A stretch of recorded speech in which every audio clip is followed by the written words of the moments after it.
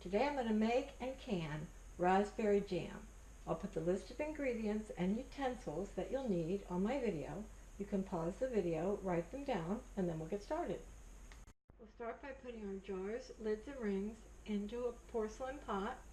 Cover them with water. We'll put the lid on and we'll bring it to a boil. We'll measure out our sugar into a separate bowl, and we'll measure our Sure-Jell and our Dutch gel and have them ready. We'll rinse the berries gently. We'll place the berries into a porcelain pot, and we'll add the Sure-Jell and the Dutch gel and stir it together. At this point, we're going to put it on the heat and bring it to a boil. We need to bring it to a full rolling boil, which is what you see here.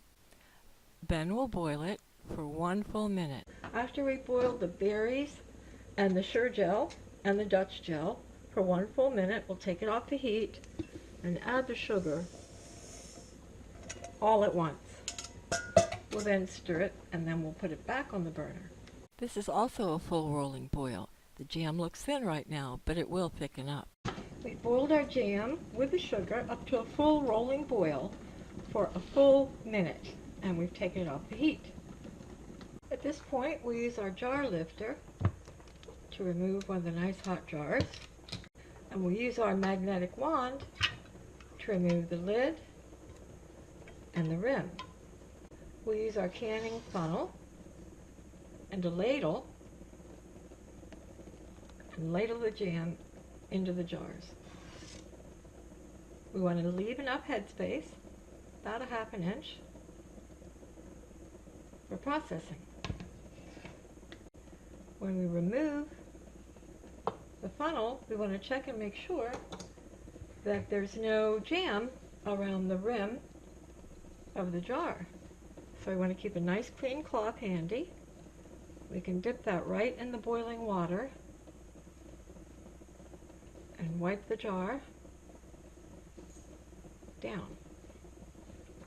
At this point, we'll add our lid and our ring,